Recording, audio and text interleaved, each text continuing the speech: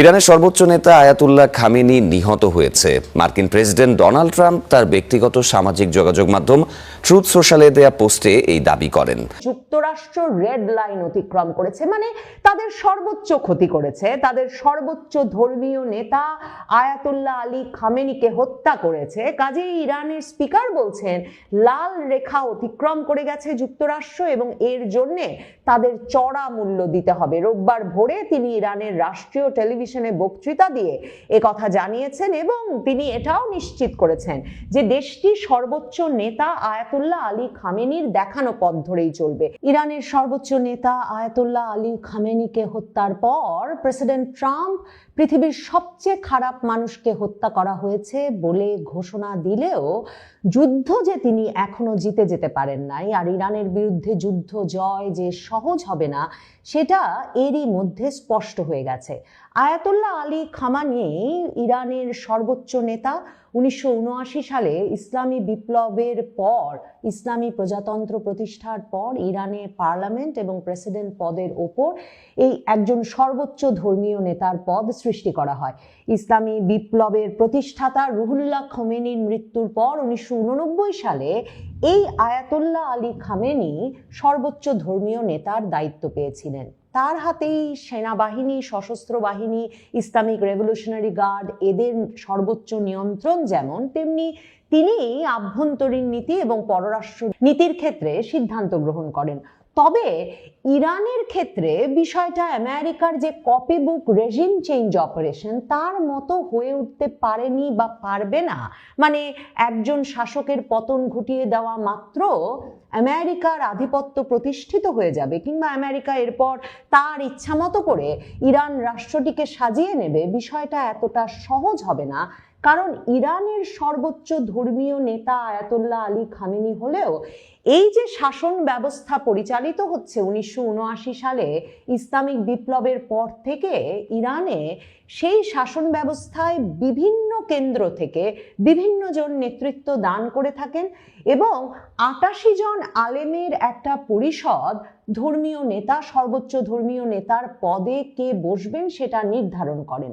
কাজেই ইরানের Ayatollah Ali Khamenei নিহত হওয়ার পর যেমন ইরানের রাজপথে আহাজারি করছেন সাধারণ মানুষ, কিংবা যেই সংবাদ পাঠক খবর পড়ছিলেন তার নিহত হওয়ার খবরটি আনুষ্ঠানিকভাবে জানাচ্ছিলেন, তিনি পর্দাতেই স্ক্রিনে কান্নায় ভেঙে পড়ছেন, ঠিক তেমনি ভাবে ইরানের যে রাষ্ট্র ব্যবস্থা, সরকার, সেটি চলছে এবং সেটি চলবার জন্যে বিভিন্ন ক্ষমতার কেন্দ্র বা ভরকেন্দ্র ইরানের এই শাসন ব্যবস্থায় রয়েছে।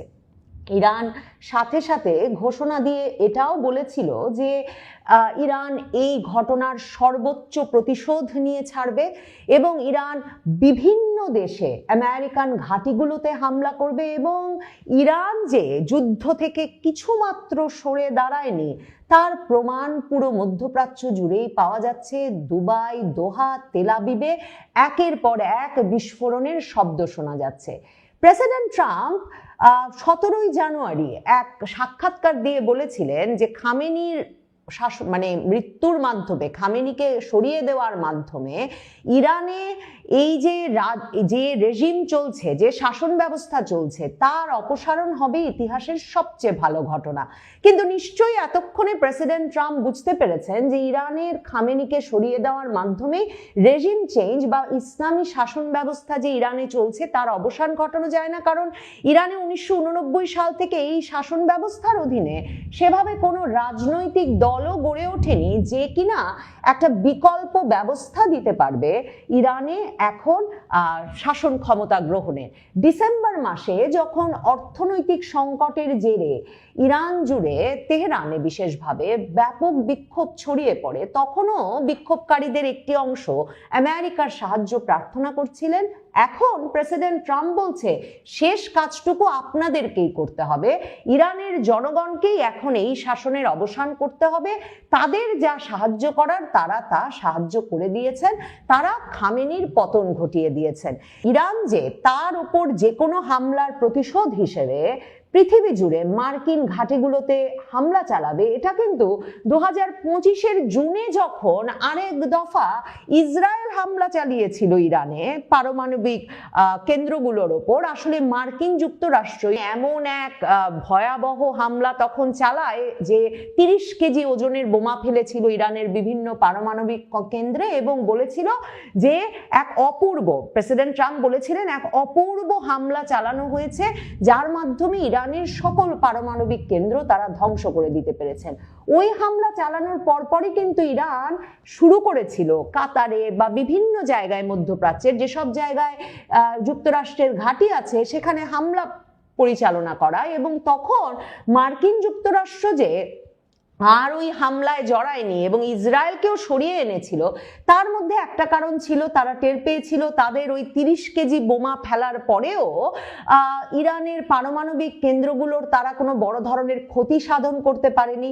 তারপর তারা টের পেয়েছিল যে ইরান যে ওই যে বলছে বিভিন্ন দেশের মার্কিন ঘাঁটিতে এখন হামলা চালিয়ে মার্কিন যুক্তরাষ্ট্রকে ব্যাপকভাবে ব্যতিব্যস্ত করে তুলবে এবং পুরো মধ্যপ্রাচ্যকে একরকমের অশান্ত এবং অস্থিতিশীল করে তুলবে, ইরান সে বিষয়টাকে গুরুত্বের সঙ্গেই বলেছে। এটা নিয়ে তারা সিরিয়াস, এটা কোনো হালকা হুমকি নয়। সেই হামলা তারা শুরু করেছিল পরিচালনা করা, এবং তার চেয়েও বড় যে হুমকিটা তখন ইরান দিয়েছিল, ইরান বলেছিল তারা হরমুজ প্রণালী বন্ধ করে দেবে। হরমুজ প্রণালী হচ্ছে পারস্য উপসাগরের প্রবেশপথ এবং বিশ্বের 20% জ্বালানি পরিবহন হতে এই হরমুজ প্রণালী দিয়ে জাহাজ আসা যাওয়ার প্রয়োজন হয়।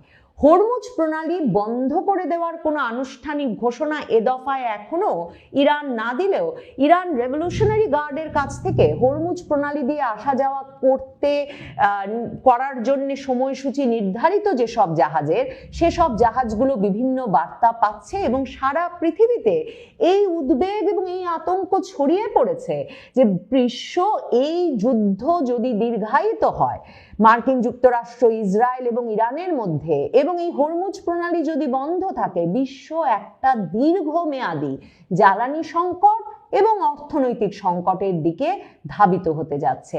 ইরানের স্পিকার মোহাম্মদ বাকের কালিফা বলেছেন যে যুক্তরাষ্ট্র রেড লাইন অতিক্রম করেছে, মানে তাদের সর্বোচ্চ ক্ষতি করেছে, তাদের সর্বোচ্চ ধর্মীয় নেতা আয়াতুল্লাহ আলী খামেনিকে হত্যা করেছে। কাজেই ইরানের স্পিকার বলছেন লাল রেখা অতিক্রম করে গেছে যুক্তরাষ্ট্র এবং এর জন্যে তাদের চড়া মূল্য দিতে হবে। রোববার ভোরে তিনি ইরানের রাষ্ট্রীয় টেলিভিশনে বক্তৃতা দিয়ে কথা জানিয়েছেন এবং তিনি এটাও নিশ্চিত করেছেন যে দেশটির সর্বোচ্চ নেতা আয়াতুল্লাহ আলী খামেনির দেখানো পথ ধরেই চলবে।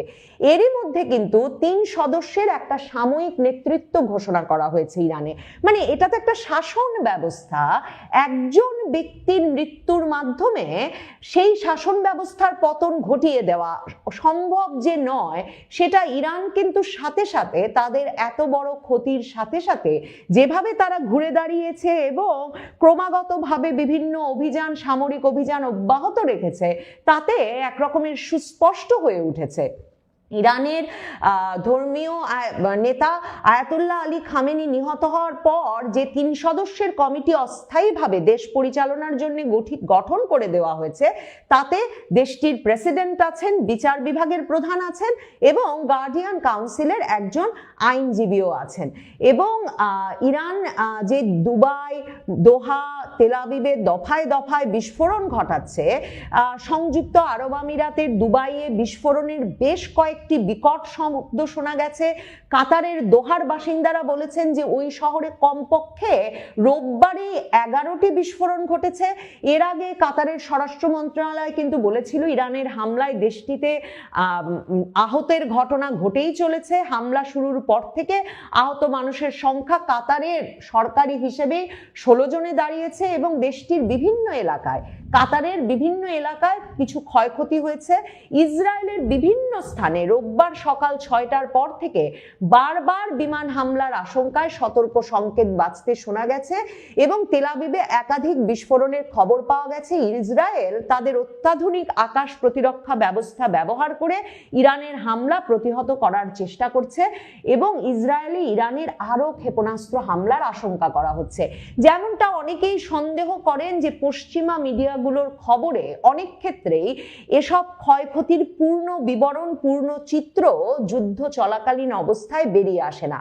ইরান শুধুমাত্র যে দুবাই, দোহা, তেল আবিবে হামলা চালিয়ে যাচ্ছে তাই নয়, তারা 27টি মার্কিন ঘাঁটিতে হামলা শুরুর ঘোষণা দিয়েছে এবং ইরানের ইসলামী বিপ্লবী গার্ড বাহিনী IRGC জানিয়েছে ইরান জুড়ে যুক্তরাষ্ট্র ইসরায়েলি বোমা হামলার প্রতিবাদে তারা 6ষ্ঠ দফার পাল্টা হামলা চালাচ্ছে এবং ইরানের রাষ্ট্রীয় সংবাদ মাধ্যমের বরাতে আল জাজিরা যে বলছে যে ইসলামিক রেভলিউশনারি গার্ড মানে ইরানের বিপ্লবী গার্ড এক বিবৃতিতে বলেছে যে তারা ইসরায়েল এবং এই অঞ্চলের মার্কিন সামরিক ঘাঁটিগুলোতে ব্যাপক ক্ষেপণাস্ত্র ও ড্রোন হামলা চালিয়েছে।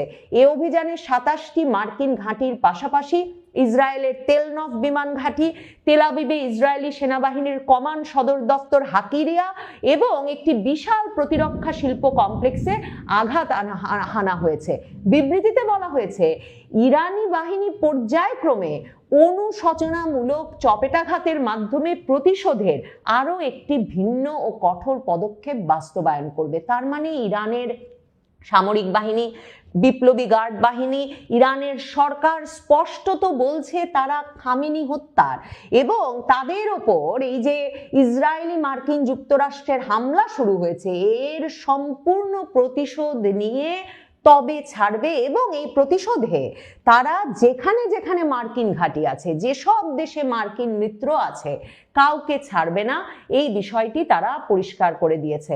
এবং মধ্যপ্রাচ্য জুড়ে বিমানবন্দরগুলোয় শুধু যে বিমান চলাচল বন্ধ হয়ে গেছে, যাত্রী চলাচল বন্ধ হয়ে গেছে এবং হাজার হাজার বিমান যাত্রী আটকা পড়েছেন অনির্দিষ্ট সময়ের জন্য একটা অনিরাপদ পরিবেশে, তাই নয়, বিভিন্ন বিমানবন্দরে ড্রোন হামলার খবর পাওয়া যাচ্ছে। আবুধাবি বিমানবন্দরে ড্রোন হামলায় 1 জন নিহত এবং 7 জন আহত হয়েছেন বলে এরই মধ্যে বিমানবন্দর কর্তৃপক্ষ এক্স পোস্টে একটা বিবৃতিতে জানিয়েছে এবং CNN সে খবর দিচ্ছে বলে দেখতে পাচ্ছি।